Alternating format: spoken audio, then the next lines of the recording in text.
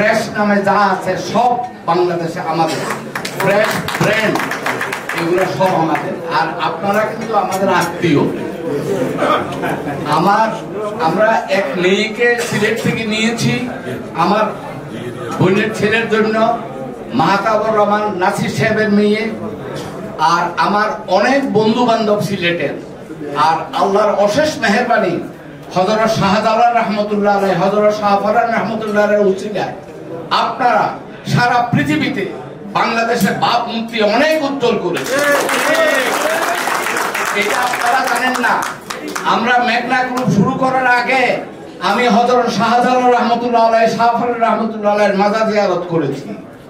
আমি একটা দৈনিক পত্রিকার সম্পাদক ছিলাম, আমি সাংবাদিকতা করেছি, জার্নালিজম করেছি। যখনই আমি সুযোগ পেতাম হযরত শাহজালাল রহমতুল্লাহ আলাইহি, শাহ ফরহাদ রহমতুল্লাহ আলাইহির মাজারে যেতাম জিয়ারত করার জন্য। আপনারা সৌভাগ্যবান।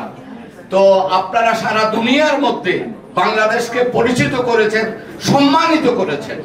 আমাকে এই অনুষ্ঠানে দাওয়াত দিয়ে আপনাকে পরিচয় করার সুযোগ দিলেন, এই জন্য আমি খুব খুশি হলাম। আমি খুবই খুশি হলাম।